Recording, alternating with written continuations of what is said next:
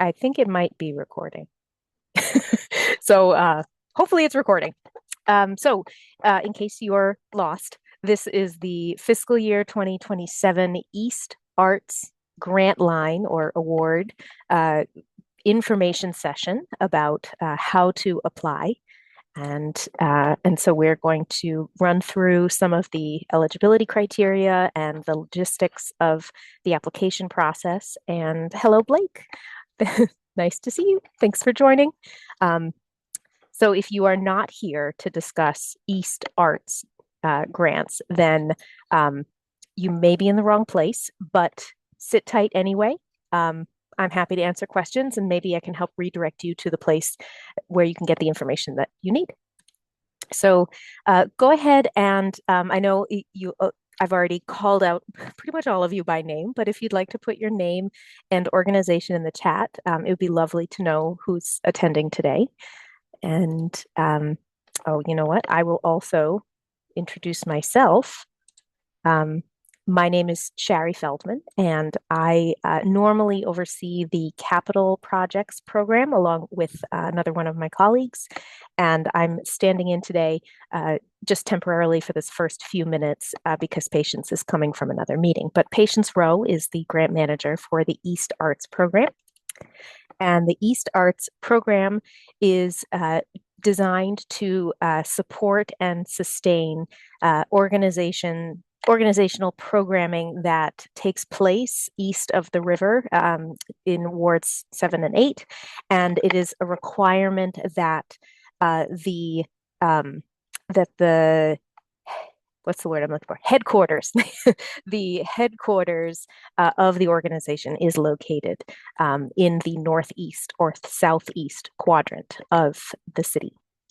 So by issuing the East Arts Grant Award, CAH endeavors to provide access to high quality arts and humanities experiences for the residents of the Northeast and Southeast quadrants of DC. It's also to enhance the quality of life for district residents by supporting vibrant community identities through the arts and humanities. And it's also designed to support activities that highlight and elevate the creative excellence and accomplishments of arts organizations specifically headquartered in Northeast and Southeast DC. So the East Arts Award is open to arts and humanities projects of all sizes that demonstrate district impact in the eastern quadrants of the city and engage district residents and visitors. The projects are typically community based and they share characteristics such as geographic location, common interests, or community impact. And we have listed here a number of types of projects. This is not the comprehensive list of what you can do. So this is just an example for you. Projects could be concerts, they could be visual art exhibitions, they could be literary readings, and they could be projects that feature other art forms like dance, folk art, film, music, theater, and whatever else you can dream up. And this is where, if you have specific questions about what a project could entail or the scope of a project, I would strongly recommend making an appointment to speak with Patience. We we traditionally award up to $35,000 for an East Arts grant. So that is the maximum dollar amount that you can request. You could put in a request for a project that is greater than $35,000 with the understanding that East Arts would not be your only funding source. And in the application, it would be expected that you would explain where your diversified funding sources are coming from. I will say that $35,000 is the highest award amount. It is not the lowest award amount. So we do the best we can using a finite size pie to fund as many valuable and worthy projects as we possibly can in the city. So the total number of awards and the value of each award is dependent upon a number of factors, including the commission's overall budget, which currently is unknown, but we will have that information during the summer, and we'll use that information when making these awards. And it the anticipated number of wards is also contingent upon the number of applicants in general. So the fewer applicants we have, the more dollars we can give to each applicant. Keep in mind that this is a project-based program. So it must focus on a specific project or program in terms of the types of expenses that you use this money to cover. So, for example, it cannot pay your rent, it cannot pay your electric bill.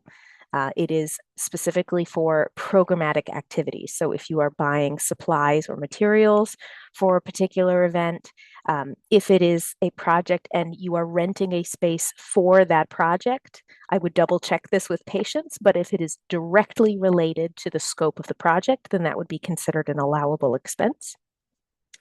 And all of the activities for the project need to take place during our fiscal year 2027 period, which begins on October 1st of this year and runs through September 30th of next year. So that's 10/1/26 through 9/30/27. For the East Arts program, there is no matching fund requirement. So you are not required to demonstrate that you have a non-Commission on the Arts and Humanities entity that is going to match the funds provided. There is no matching requirement. So in order to be eligible for the East Arts Award, applicants must be incorporated as a nonprofit organization under the tax-exempt status of a 501c3 organization. And in order to demonstrate that you meet this requirement, you will be asked in the application to upload your IRS letter of determination. So, and you need to have been a 501c3 nonprofit organization, excuse me, for at least 1 year prior to May 22nd. That is the application deadline for East Arts. You also need to be registered with and authorized to do business in the district as either a domestic or foreign entity as filed with the DC Department of Licensing and Consumer Protection. And if you have more questions about that, you can write down this URL. You can also reach out to patients to see what the details of that include. You're also required to have an active board of directors. You will be asked in the application to upload a list of your board of directors. It does not need to be a resume list, meaning you don't need to submit resumes of each of your board members. You don't need to submit bios of each of your board members, but it is very helpful for the people who are doing the application evaluation and review if you provide some information about each board member, which could be as simple as their area of expertise and or the ward that they live in, if they are a DC resident or if they're not a district resident, explaining like where they come from and why their participation as a board member is so valuable to the organization, even though they're not in the district itself. East Arts Award applicants must also register and comply with the regulatory requirements of pertinent government agencies, and there are a whole bunch of them. It is an alphabet soup, but if you have questions about any of these, I do strongly recommend reaching out to patients, and they can explain more fully. Further eligibility requirements. East Arts applicants must be current on all taxes and liabilities owed to DC, or must have a payment plan in place to resolve these liabilities. And so this is determined through the presentation to us in your application of a certificate of clean hands, which is a document that you can get by going to this URL, which is mytax.dc.gov, and creating an account and requesting it. And thank you, Fernando, for that question. The question in the chat is, do I have patients' contact information? Absolutely. I will put it in the chat when I have finished going through the slides. I have a feeling that Patience will be joining us as soon as she's available. But if she doesn't, certainly I will pass along her contact info. So other eligibility requirements, you must be in good standing with the Commission on the Arts and Humanities. And being in good standing refers to any prior fiscal year reports that may be required. So every award has reporting requirements associated with it. If you, for whatever reason, have not completed one of the reporting requirements for a prior fiscal year, you will be considered not in good standing with CAH, and it will impact your eligibility and receipt of funds. It's Patience. Hello. Would you like to introduce yourself? As soon, well, you take a minute. I'm going to keep reading the eligibility requirements.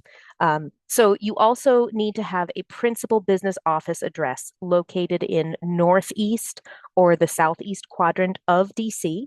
And this address must match the address that you have provided for us on your certificate of liability insurance and your Form W-9. And I'm going to, well, Patience will talk more about both of those forms. They are part of the application, the compliance documents. She's going to talk about them more in a moment. And another eligibility requirement, for East Arts, organizations must identify as a Black, Indigenous, or person of color. This is referred to as BIPOC centered organization. And this distinction includes at least one of the following criteria, where at least 66% of the staff identify as BIPOC individuals. At least 51% of the board or the steering committee or whatever leadership body is established by the organizational charter, they must identify as BIPOC, or the executive director or highest paid staff member identifies as a BIPOC individual. So who is not eligible? And those not eligible include individuals. Patience, did you want to take over? I wanted to give you time to settle in, but you let me know when you wanted to just interrupt me. You're incredible. I could listen to you talk all day. I just had to set up my sound because it doesn't work on my computer. So I'm so Naturally. sorry, you all, that I'm late. I'm so sorry that my DC government computer does not have a microphone that works. But we press on. I am going to let Sherry, if you don't I mind, don't. to keep going. I am here Yeah. just to learn from your wisdoms. All right. Okay. Interrupt me when I interpret things incorrectly, if you please. So our ineligible entities for this application, you must be affiliated with an organization. You cannot be an individual applying like with a social security number for an East Arts Award.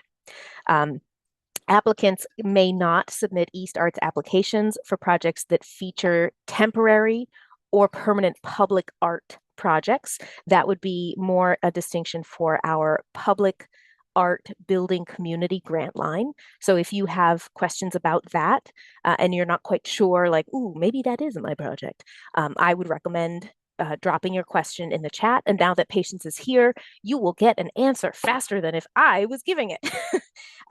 And yes, thank you for putting your contact information in the chat. I appreciate it. Other ineligible entities, you must be a 501c3. So if you are not a 501c3, you are not eligible. Private clubs and organizations that prohibit membership based on race, gender, color, religion, or any other classes identified in the District of Columbia Human Rights Act would prevent you from being eligible for an East Arts grant.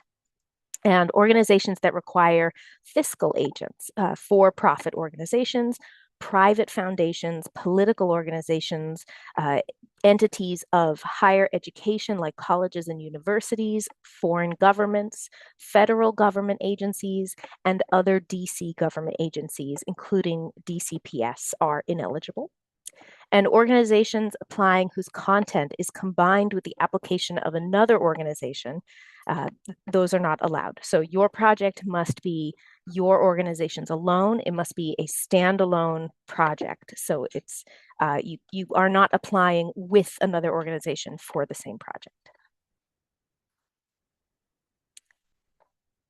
So if what you're looking at now is a screenshot of what it looks like to access our application in the submittable platform, which is what we are now using for our application platform and our grants management system. So essentially, you would go to this URL and you would see a list of all of the possible grant opportunities that are open at any given time. And you will want to click on FY27 East Arts organization application. You click the apply button, and then it will take you through first a list of eligibility questions and then the application questions itself.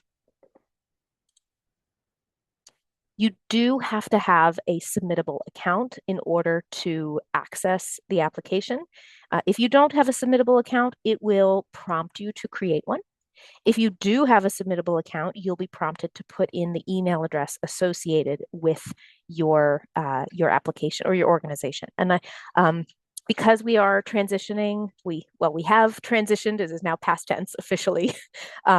But if you are an individual artist, in addition to being a representative for an arts organization, just please make sure that you've separated church and state in the sense that your personal email address is not the one that is connected to your organization's application. So if that means creating a generic email address associated with your organization, like grants@org.org, then that is something to consider, just so that you don't have that blurring of the lines. You'll start with the eligibility questions, and the questions are very straightforward. They're all yes or no. And once you've answered those, you'll be able to move on to the application proper. And these are the eligibility questions. And I know that this was quite a bit of work revamping these questions for this year. So I'm going to let Patience go ahead and pick up for me because it is far more interesting to hear her speak than me. Not at all. It's also just a lot of questions. So, thank you so much, Sherry. I appreciate you. The eligibility questions start with, is the organization registered to do business in the District of Columbia? Are you incorporated as a 501c3 nonprofit, as shown by an IRS determination letter that's dated at least 1 year prior to the application deadline? So your IRS determination letter should be dated before May 22nd, 2025. Does your organization have its principal business office address in either the Northeast or Southeast quadrants of DC? What this means is your headquarters. So we love that folks are doing work in Northeast and Southeast. We want to support folks doing work in Northeast and Southeast, but for the purposes of being able to identify where your organization is, we want to make sure your principal headquarters, your business office, is in Northeast or Southeast. This cannot be a PO box. If it might be, if you do your work out of WeWork or if you do your work out of a co-sharing space, this is something that we should really talk about, or we can talk about one-on-one, just because a lot of the times those WeWork spaces operate as the same way PO boxes would. So we just want to make sure that you have everything you need and knowing what is what when you're applying for the grant. The next question is this: does the organization identify as a BIPOC-centered organization? So it can be, as Sherry said, it can be any of these things. It does not have to be all of them. So at least 66% of the staff identify as BIPOC.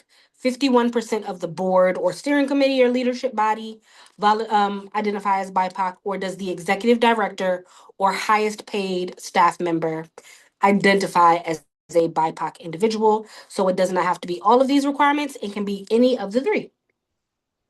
Lastly, have you thoroughly read the guidelines for the program to which you are applying?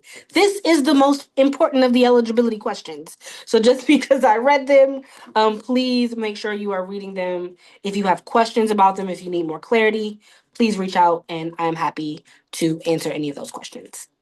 Next slide, please. All right. And intersubmittable. If you would like a copy, I know folks like to work outside of the application portal.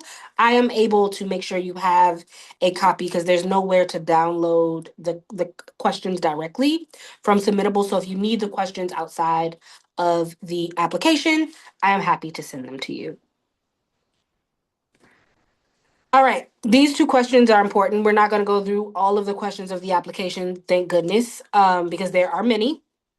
But these two questions are important just because we don't want to scare you with these AI questions because they're kind of scary sometimes. The first question is, has artificial intelligence been used in the creation of any part of the application narrative? This is not a punitive question. Neither of these are punitive. Like, if you have used AI, if that is a tool that you need to use, absolutely, please do not feel any type of way or feel like CAH is going to penalize you for using um, AI in your narrative questions. Please, if you need that support. The second question is, um, has AI been used in the creation of any of the support materials or work samples for the application?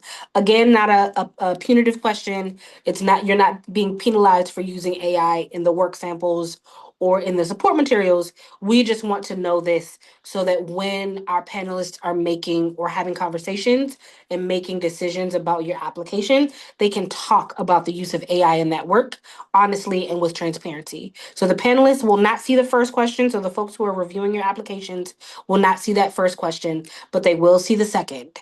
And again, it's not a punitive question. Um, we're just asking so that we know how to have these conversations with transparency, and they will use the grant guidelines and the review criteria to be able to answer those. Beautiful. These are the four corners of your application.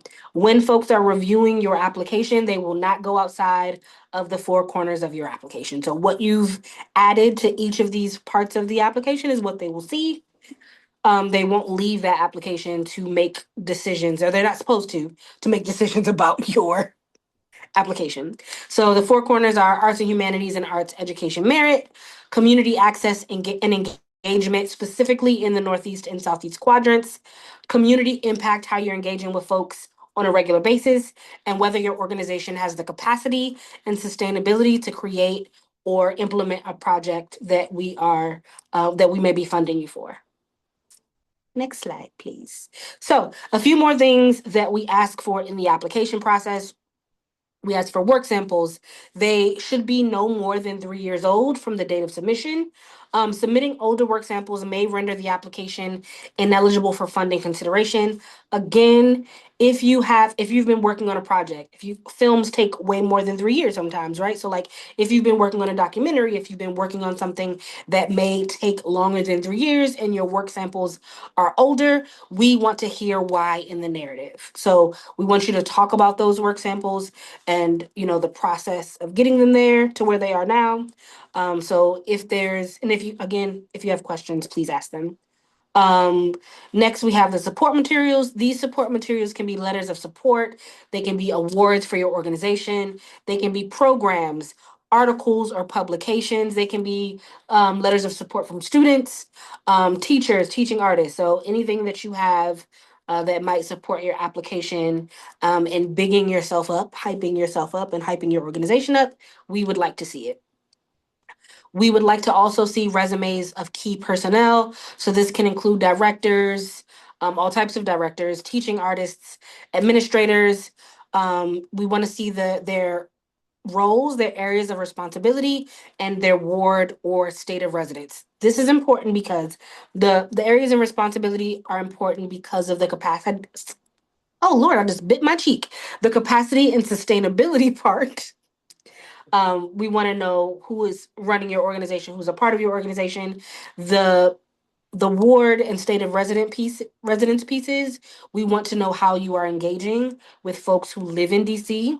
Not just are you bringing them programming, but also are you also hiring local artists, right? So just the curiosity of who you are supporting and engaging with in these communities that you are creating projects for. So, the Certificate of Clean Hands, very fun document. you might hate it. In order to receive a certificate of clean hands, you must log into mytax.dc.gov. You can validate an existing clean hands if you already have one, and then you log in and request one if you don't, right? And it must be issued within 30 days of the application deadline. So applicants may visit the following site, mytaxdc.gov, to get there. If your hands are not clean or if they come back non-compliant, we can work on them becoming compliant. You just need to know that once you're awarded, your hands have to be clean in order to receive funds. And they have to be clean for a long time in order to receive funds.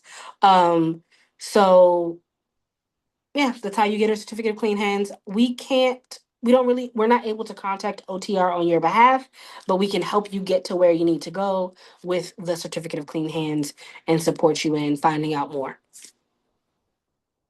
Sweet. Statement of certification. This is fun. This is actually, I do enjoy this document. It actually tells us who we can talk to from your organization. I created an entirely fictional organization called the Islanda Robeson House. Shout out to Paul and Islanda Robeson. It is at 200 I Street Southeast. It is a 501c3 nonprofit, and they are applying for the FY27 East Arts. This part up here in the first section, you want to be able to fill that out with your organization information. The question number one is for anybody we can talk to that is not the executive director or the managing director or the person that is in charge. So if there's somebody else that we can discuss or talk to, you would fill this out. If it's just you, you're going to skip ahead to page 4. You can leave that first question blank and you are going to fill out page 4 alone. If there is more than one person on your development team or other people that you want us to be able to talk to, you are going to fill out more than one statement of certification following those same steps. Boom. Blake, I think you're okay. I think you're good.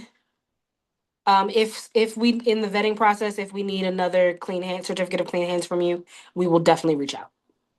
Don't do it again. No, I'm kidding. You're great. You're fine. You're fine. Okay.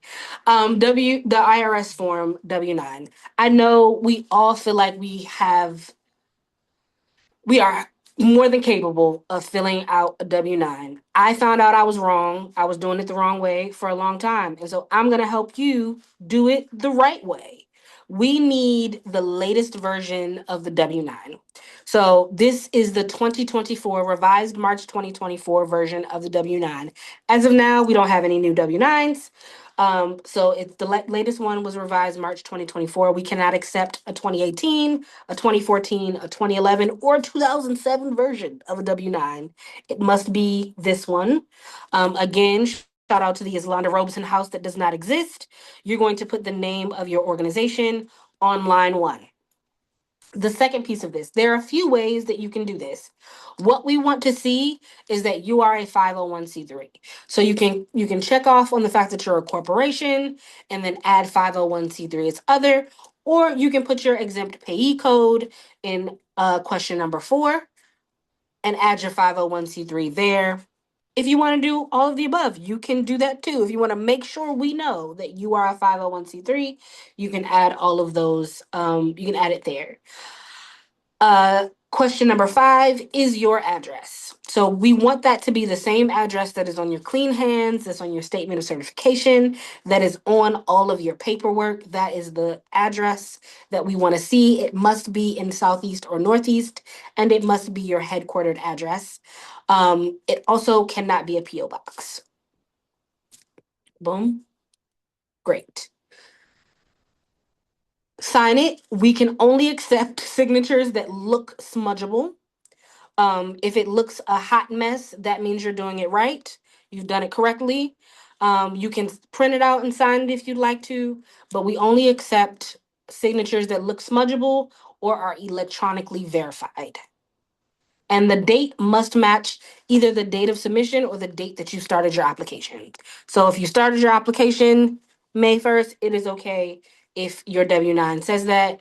Oh, and then the EIN. Make sure you have your entire EIN, your correct EIN on your W 9. It is the same EIN you will use and submit into Submittable so that the software can find your application. So this is the EIN that you want to use. You'll also want to make sure not to put your social security Yes. number in because Yes. it says either social security or EIN. Yeah, So you want to make sure that because you are applying on behalf of an organization, you want to put the organization's information in there. absolutely. I'm glad that they make it different, as Yep. The social security is dash. different. The dash helps. I'm I not gonna lie. appreciate it. I appreciate it because I would do it wrong every time. All right. So we would also like to see your certificate of liability insurance. This is a project or program grant, but we do need to know that your organization is insured and covered. Um, and a COI is not the same thing as just seeing your um, insurance package. I can't think of the word, but it's not the same Policy. thing as Policy. policy, package, policy. It's right there. Thank you so much. What would I do without you? The certificate of insurance liability is different from the policy, right? So you want to actually submit this one pager. It has the Accord logo in the upper left hand corner and Accord 25 in the lower left hand corner, and it should name your organization as the insured. A COI comes from either your insurance broker or your provider. No one in your insurance in your organization should be adding to or retracting from your COI. Right? Like it should come to you as is and stay that way. So, questionable certificates of insurance will be verified directly with the insurance provider. We just want to make sure that you all are insured. And I know nobody on this call would ever commit fraud, but that's just what we're making sure of. Boom. All right. So, a balance sheet. We need a balance sheet from your most recently completed fiscal year, your current organizational budget. These are different. Um, these are different documents. If you need support, you can always reach out on, what those things are, or what they need to look like. Not what they are, but what they need to look like. You need your IRS letter of determination, an IRS form 990 or 990 easy. It's fine. It must be the most recently filed, so it can be up to 2 years old, I believe. It's up to 2 years, right? Sherry, am I for the IRS form 990? Yes, we this year we are accepting the calendar year 2024 and calendar year 2025. Beautiful. So your most recently filed, a list of your current board of directors. I'm sorry. Please provide board roles. Again, this goes back to capacity and sustainability, and how responsible your organization can be for the funds if awarded. Then you want to add a profit and loss statement, again from your most recently completed fiscal year. So all three, a balance sheet, your current organizational budget, and the profit and loss statement are the three financial documents that we ask for from your organization, and then the letter of determination, Form 990, in the current board of directors. Beautiful. We're almost done. So, Project Events and Festivals is still open, or is open currently, concurrently with the East Arts grant. That closes May 22nd, as does East Arts. The Capital Projects Grant Program, which is Sherry's baby, opens June 2nd through July 7th. If you have any questions, please reach out to Sherry or Ben. Arts Education and Humanities Projects, again, opens July June 2nd through July 7th, and the Field Trip Experiences Grant. Um, if you have any questions about the folks to reach out for in the Arts Education Department, you can absolutely reach out as well. And then Public Art has a few grant lines open, but the Public Art Building Communities closes on July 27th. And what I didn't realize is that Art Bank also closes on May 18th. So I'll have to add that if I was reading the website correctly, which, who knows? But you can go ahead to dcarts.dc.gov and check out those grant lines that are open and see if you are eligible for any other grants. Call for panelists. We need you. We need you. We need you. So, the DC Commission on the Arts and Humanities is looking for people to help review grant applications. Panelists play an important role in our grant process. They read applications, share their perspectives, and score each application. These scores help determine which applicants receive funding. So, if your org is applying for an eStarts application, you would not be paneling for eStarts. We would ask you to panel for another grant line that is open. But we do need you very much so. There is a gift card that comes with that. Do not know how much it is. We might need to take that up with Mayor Bowser, but we don't know how much the gift cards are going to be this year. But there is a stipend that comes with that.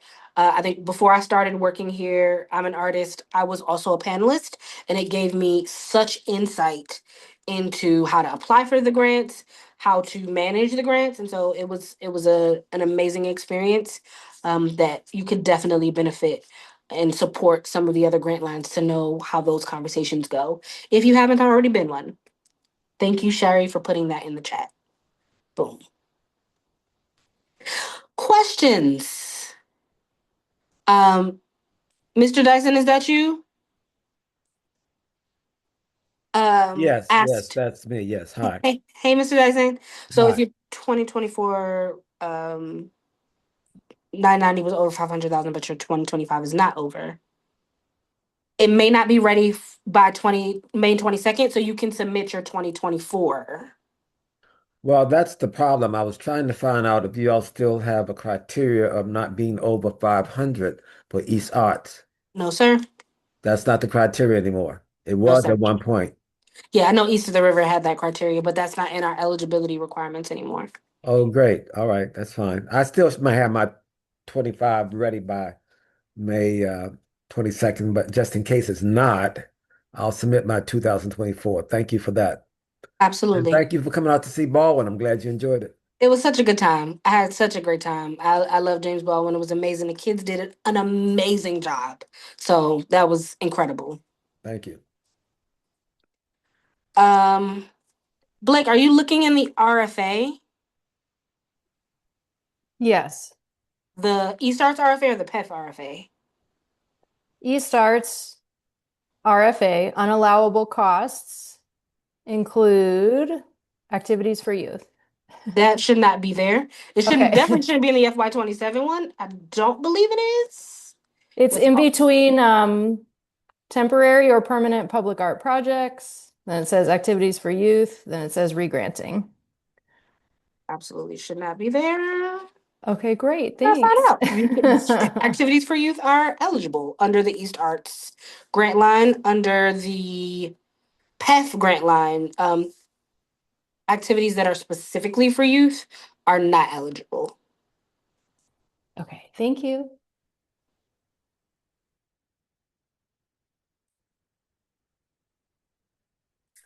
Okay. All right. It's great. That's great. Hey, Damien, have questions? Yep. So one question I had, I guess the example of the organization that I would be like applying for, how does like how can I describe it? It's like it's like an agency that's artist focused in the sense of like artists will sign on for like local artists in the area will sign on like a subscription service, and it's meant to use as a way to connect artists to the community and find like places in the communities that artists can perform and other things like that, and then people locally can get connected to the people that are creators in their community and showcase them. So like with something like that, would that qualify for this type of grant? If you are applying for a specific project or a specific program that connects um, connects those folks. So like if you have an event or a series of events that are in Northeast and Southeast and you are headquartered in Northeast and Southeast, that is connecting folks. If you are doing workshops for artists to be connected to one another, that is also something that you could apply for East Arts under. Okay. Thank you. If I could add to Patience's answer, which Yes, is please. absolutely correct. It uh, it sounds like the mission of the organization is what you were describing when you were articulating the like kind of like the scope of the idea. And in that case, I would, if you haven't already considered, you'd consider it for next fiscal year, not this upcoming one because the application is already closed. But we do have a general operating support grant line, and you can receive both general operating support and East Arts in the same fiscal cycle. So I know this is like way out in the future, but for fiscal year 2028, if you want to apply for both GOS for general operating support, like paying your employees, and then also apply for East Arts if you have a specific event, as Patience was mentioning, where you maybe have like specific dates and gathering places and showcased artists or community connection activities that you can have your cake and eat it too. Awesome. Thank you so much. You just can't buy cake with the money that we offer. That is actually an allowable cost. That is not a lie on the RFA. Yeah, no you can't food. buy cake. No, No food. food. Sorry. I have to find a new metaphor if I can't say that. That's very confusing. You know. Does anybody else have any questions? I have a eligibility question. So we've applied for general operating support, and I know we're eligible to apply for this grant as a project. Are we also eligible to apply for the capital project? Okay, just wanted to confirm that. Thank you. Yeah, you can have GOS, the general operating support, plus one project, which could be East Arts, it could be AHEP, it could be field trip experiences. And then in addition to that, you can apply for CAP, which would be considered a capacity building grant. And you're allowed one in each of those three categories of general, capacity building, project oriented. Got it. Okay, thank you. You're welcome.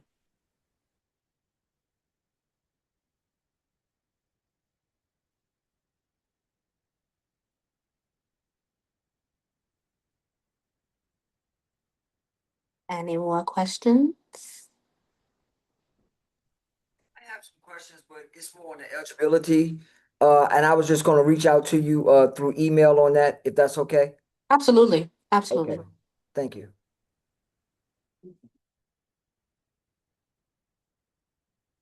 Oh yeah, great, lovely. Oh, this is where the camera is. Sorry, I'm in an office that is not mine. Um, I will be in community. Tomorrow is my last Wednesday in person. I will be at the Northeast Library. That time might shift just a little bit tomorrow because I have been called in to do something, but I will be there. And in order to come and see me, you would schedule an in-person meeting or reach out. And then I will be at Sycamore and Oak on the 15th, which is a spot in Congress Heights. If you haven't been to Sycamore and Oak, it's a lovely place. And I'll be there answering any questions you might have. And then lastly, on the 20th, this will be the last 2 days of the opening of the grant cycle. So if you have any last minute burning questions or you just want to come and sit and let me stare in your face for 20 minutes, who knows, you can come and have baklava with me at Yellow the Cafe. And the submission deadline for this grant and for PEF, if that's something that you choose to apply for instead, is the 22nd at 5 p.m. So this year the deadline submission happens at 5 p.m. on May 22nd, 2026. And we also have, this is the last virtual workshop, but if you have any questions, if you want to know anything else, please, please, please, please feel free to reach out to me. Call me if I don't get back to you right away. I will. Just ask any questions. Nothing too small or too big. I'm always happy to answer. We'll also chime in just as a way to plan your time. Um, we just closed our general operating support grant, and that was the grants team first time closing a grant in this new platform in Submittable. And we found that there was some glitching right at the 4:59 p.m. timeframe because everyone was trying to submit their application at the last second. So do yourself a favor and don't wait until 4:59 p.m. so that you can rest easy. Easier said than done, I know. I mean, we're all so busy. I get that.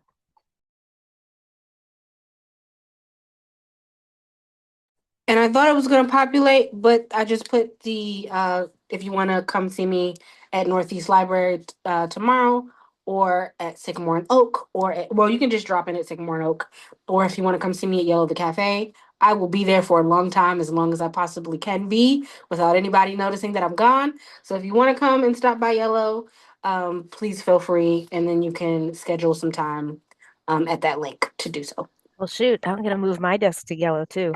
Let's have a yellow day. And if you haven't been and you like good Levantine food, delightful. The best pita I've ever had in my whole entire life. So, and if you all don't have any more questions for me now, you don't have to stay till 5:30. I don't plan to.